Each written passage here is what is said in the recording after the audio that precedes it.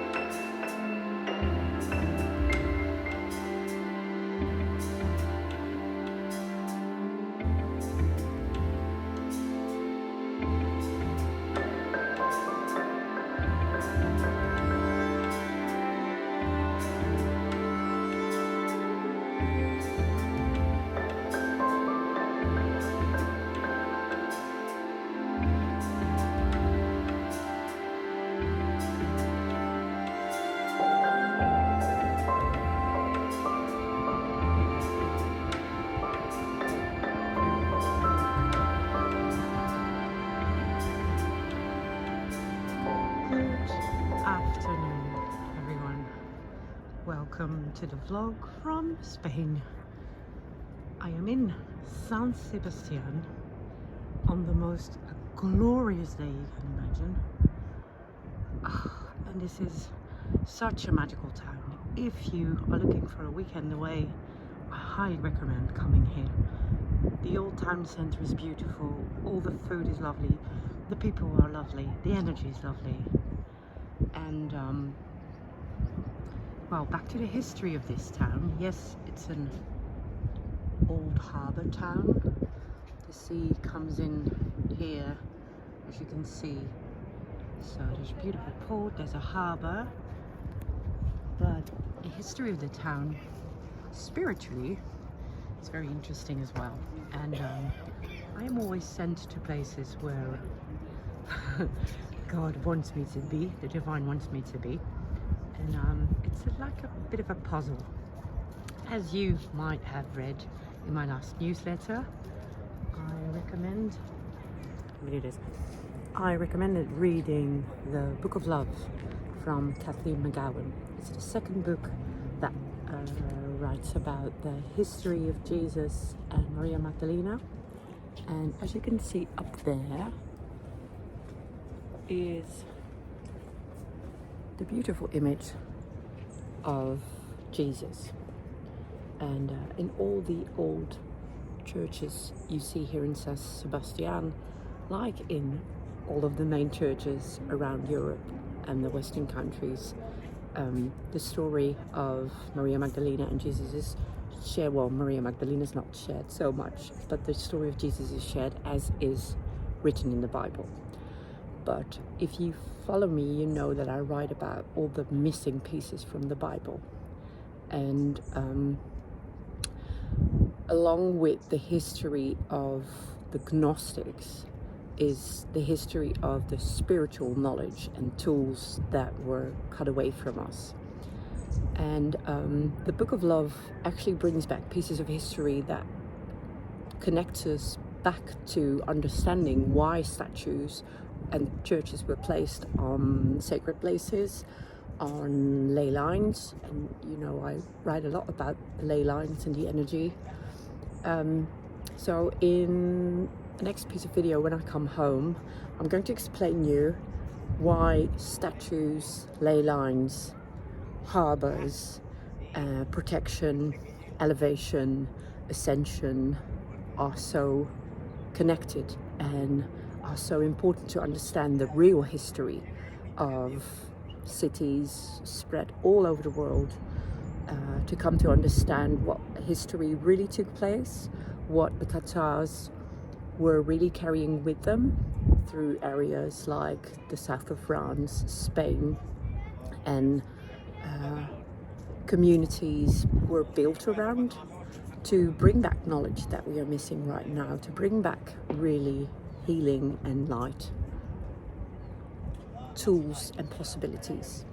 So I'm going to enjoy the day and the views, but I'm not here by mistake. I've got the Book of Love with me, so I'm going to bring back a bit of the historic knowledge and the esoteric and the spiritual knowledge, the holistic knowledge, in the next part of the video, because I feel that I have a bit of a mission here, and I'm not here for nothing.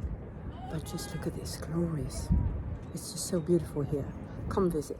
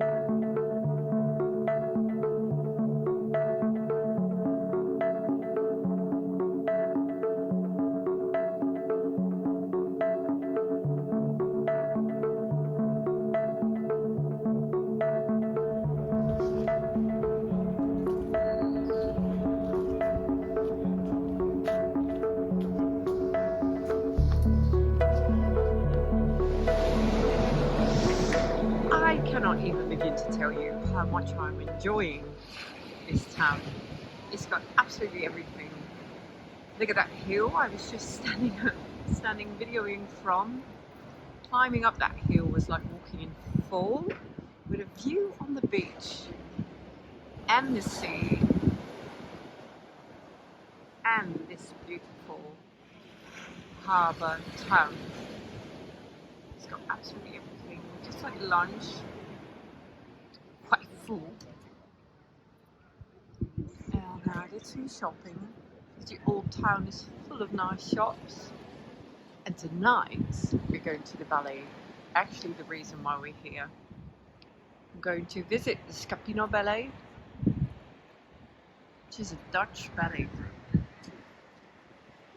Very, very much looking forward to that. Yes, the joys of life, getting away, visiting a town, but this town's got all the right vibes. You've got the sea, you've got the history, you've got the shops, you've got theatre life, culture. Tomorrow I'm going to visit a beautiful museum. It's got everything. So I'd say get yourself over to San Sebastián. Good morning, everyone. Welcome back to the vlog. It's been a while since I've picked up my camera. Since I've been back from Spain, it's just been really, really hectic. So let's do a nice little catch up. I've got my cappuccino here with me. It's raining outside. I've got a spare hour in between coachings. So I thought, let's do a little catch up. Let's just go back to Spain for a little bit. When I vlogged there the last time, I was on top of that mountain where that big statue was centered, the statue from Jesus. And I told you that I felt that there was a reason that I was there, which is always interesting. When I travel or when I experience stuff in life, I can always say I experience things from a human perspective. I learn as a person, I expand, I experience, and well, I have difficulties, I have happy moments and I have sad moments, just like we all do in our lives. But I also have a spiritual perspective from which I can see my life, which I'm very fortunate to have, and I think that's exactly what I come to teach many people, to listen to that intuitive blueprint, spiritual meaning of your life as well. There is guidance flowing through you, directing you in your life, which it pieces together places, situations, people for a higher reason. I strongly feel I have a higher purpose, I have a higher mission. Sounds so big, but I have a huge drive to share truth, to make an impact. Mm. And I don't know, I don't think everybody has that, which is quite surprising to me sometimes. Some people are very happy having a 9 to 5 job and having that life experience, which is very important, which I love as well, which I hugely experienced in Spain, just going out for dinner, enjoying food, enjoying good company, good wine. I went to the ballet, which is lovely because sometimes I can get quite lost in having that spiritual perspective on my life and experience and connection, which is very intuitive, which is very higher up, which is very solitude sometimes. Um, but I'm very happy I can experience both. So after I came back from Spain, it takes me a couple of days to reintegrate my spiritual practice, which leads me back to my path, which pieces together why I ended up in Spain and what the higher purpose was, what the message was I received, what the reason was why I was there. And I wish for everyone to feel and experience their life in that way, because yes, there is a beautiful human experience to be lived, and I'm still learning lessons about love. My God, I am, about compassion, about grief, about sadness, about pain, which is the human experience, and is all about understanding your ego personality that you've built up, and that when you take on the challenge of transforming your ego to spirit, helps you to get closer to your innate blueprint. So yes, there is the human ego experience, and there is Daniëlle, who was there in Spain experiencing a very nice weekend, also being very confronted by sharing a weekend away with somebody which is very intimate, which is very close, and to me very foreign, because I'm so used to being by myself that it's almost, well, in some situations stressful to me, to actually experience safety so close to somebody, to experience true friendship, unconditional being, acceptance for who I am, for what I experience. I was very much able to be completely myself, which is lovely. And I always feel I can be myself in the past few years, but sometimes it can be challenging for me to also experience my spiritual side, because it can be foreign to people, overwhelming, strange, funny, crazy, whatever, which I understand completely. So I sometimes, I don't know if this makes sense to you, but I sometimes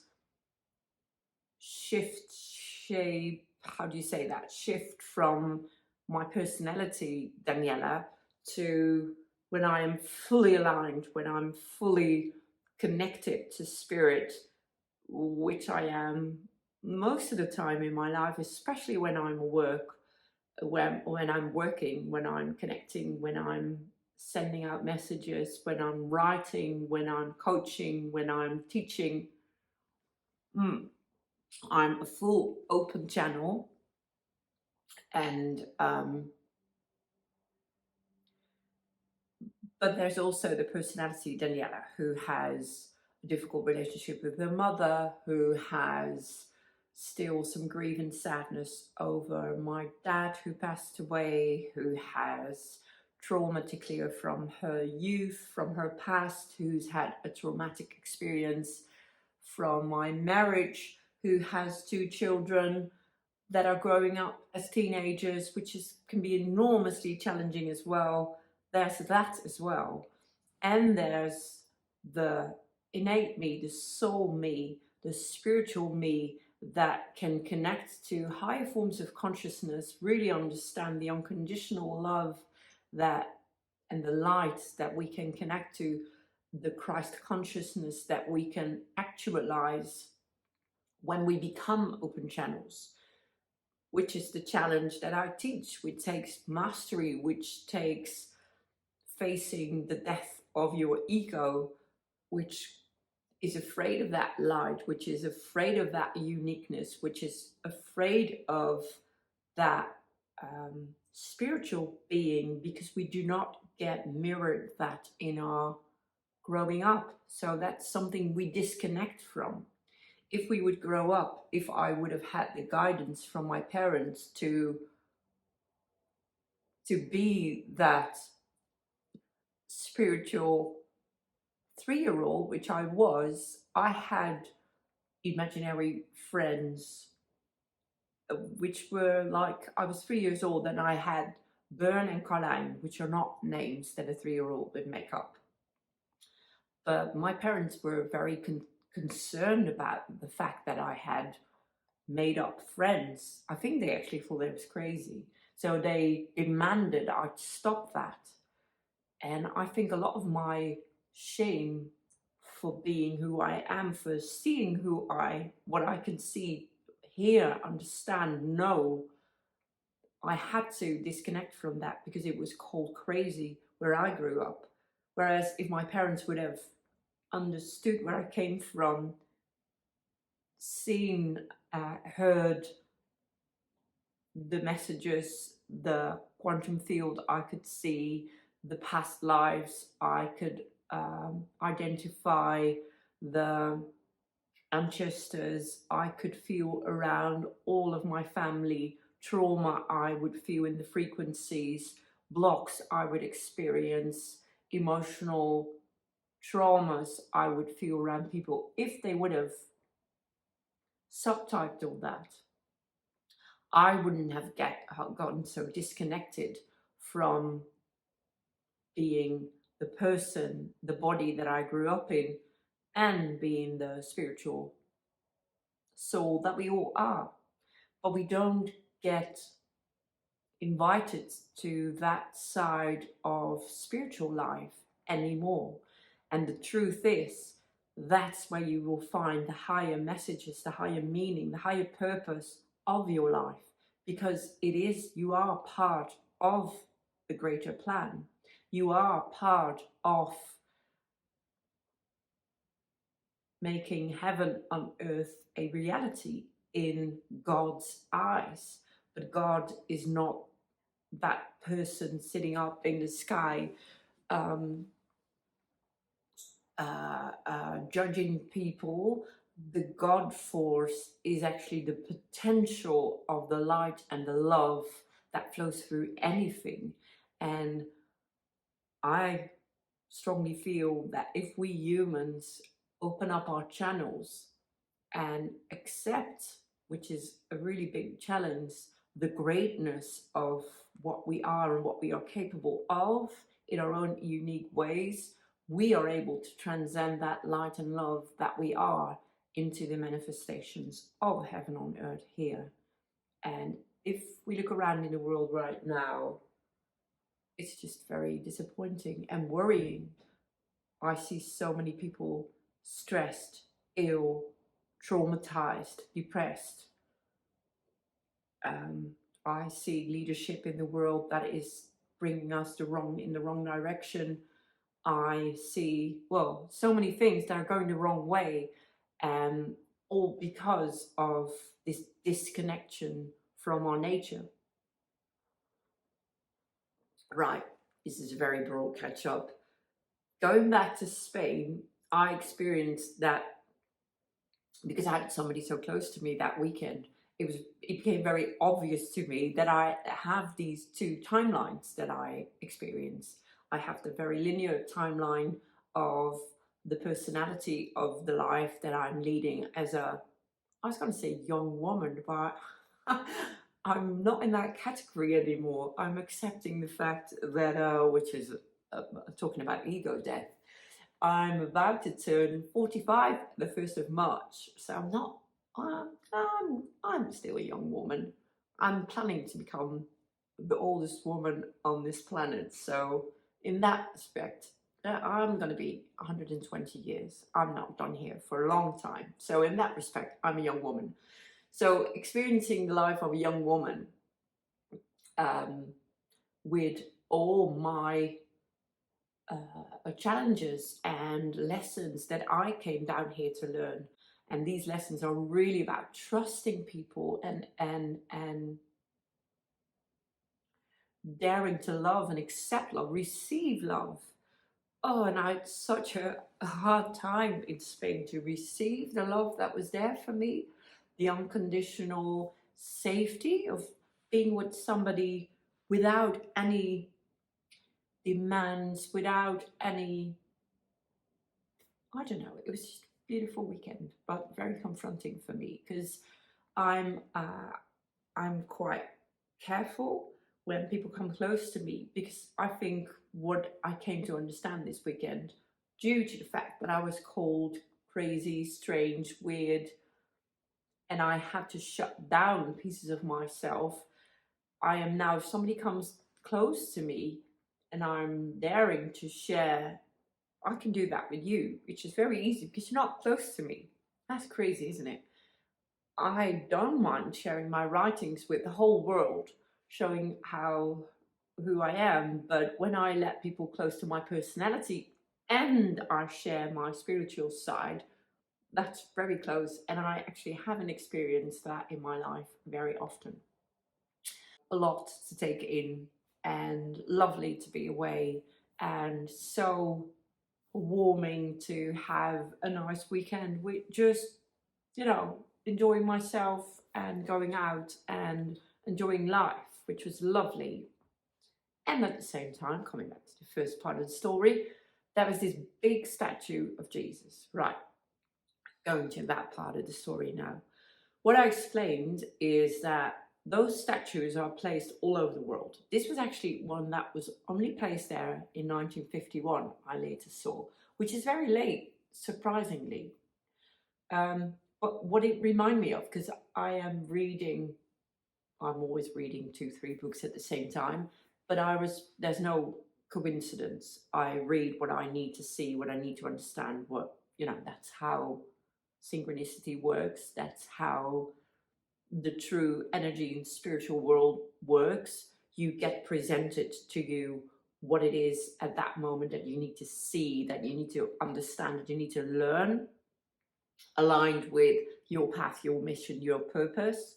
So in my situation, I am always trying to find words to translate truth to you guys, to shift people, systems, humanity as a collective, to help shift from ego to spirit, because that's the shift of the Great Awakening. More people are waking up and they're looking for the right directions to find on the spiritual path of life higher forms of living. Right. So that's why I'm here. I feel that, I know that that's for me. And I hope you feel somewhere where your path and purpose is. And if you don't, please come along in one of my programs and I will help you find it. So on my path, that's my mission. So I'm reading this book in the train on my way to Spain, which is about the true story of Christ and Maria Magdalena. I'm always writing scriptures around that, reading scriptures around that. And at the same time, there's this big statue on the top of the mountain, just right over San Sebastián. Initially, the evening that I arrived, I thought that was Maria, because at the bottom there was this big hotel that said it was called Maria. So my assumption was it is Maria, the Holy Mary, that is placed on that mountain right in front of the harbor for safety. People prayed to Mary in the old days. The Catholics prayed to Mary, they still do, by the way, for safety, for protection.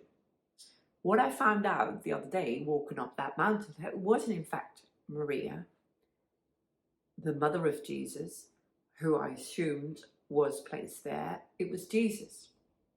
Right. And at the same time, I'm reading the book about the true story about Jesus, Maria, his mother, and Maria Magdalena, which is his wife.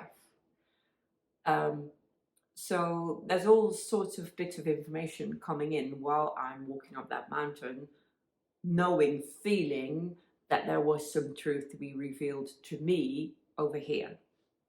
Because in the old days, when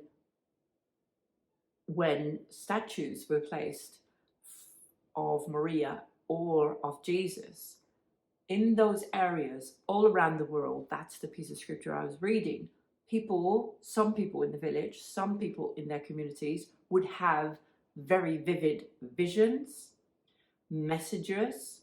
They would see Maria, they would see Jesus, they would get messages about love, which would in fact confirm and establish a greater sense of faith in the God force. The sad thing is that the church took the awareness of God outside of humanity. So these visions did take place, and it actually would have made sense for people to re-establish the faith in themselves, that they in fact were able to connect to the divine through their being. But in those days, people went to church to find God there. And I think that, I don't even think I felt at that point that these statues are still there to remind us of the fact that we can connect to the divine straight away. We do not even need a prayer. We do not even need a church. We do not need a vicar, somebody in between to connect us to the divine. We, as a matter of fact, can channel, can process that consciousness when we overcome the ego and connect to spirit. What these statues do is that they help you connect yourself to the divine. So outside of church, outside of these in-between therapists, really, church kind of represented themselves as a therapist, which would make people, well, more like a drug dealer actually, would make people dependent on the church to be allowed to connect to the divine if they would pay, if they would confess, if they would be perfect human beings, which neither of us are, and which are conditions that the God force, the spiritual world, would never place upon us, because we are actually here to not to pay, not to be judged, and not to deserve anything. We are love, we are light. So what these statues help us do is connect directly to the divine. That's why when these statues are placed in towns, in areas, people would have greater connection, a direct connection, and would start to get visions, which is not a supernatural experience. It is in the linear world, but it's actually a very normal thing, and we can actually all do that. If you open your heart, if you work on being a a loving human being, if you overcome the ego, which always prevents you from being loved, receiving love, like I explained, like I deal with myself as well. If we take on these lessons and we overcome these challenges and do overcome the blocks, we get a greater connection. And the Christ figure and the Maria figure are not people we should put on statues in that way, that they are greater than we are. We should remind ourselves that we should ourselves put our mission and our purpose on that statue and accept the greater part of ourselves. And the underlying message also is that the story of Maria and Jesus is always being misinterpreted. Maria Magdalena has been taken out of the whole equation in any religion. And she, in fact, represents the ego mind. The Christ is actually, the Christ consciousness is your spiritual higher self. And the Maria Magdalena represents the personality that you need to transmute, clear, purify. And Maria Magdalena was the one who washed the feet of Jesus, who was very initiated in rituals that would help purify the human being. And that's what Maria Magdalena represents. But she was taken out of the equation. She was made crazy. She was called a hooker. She was pushed out by the church because she enabled human beings to purify themselves, to connect to the Christ, to become the light. So that's why they pushed her out, and they still do. So Maria Magdalena needs to be reintegrated into our understanding, of the divine, of the God force. The Christ should be taken off the statue because he did not want you to look up at him. He wanted you to place your own divine connection to God on that statue, to accept the grace of God that is shining upon you. It's a long story, but that's what I felt when I climbed that mountain. That's what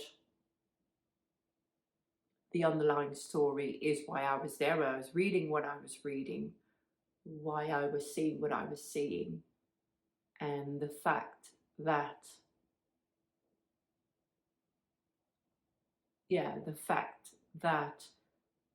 I see that we are still on the wrong path as a collective. I still feel that this message should be brought.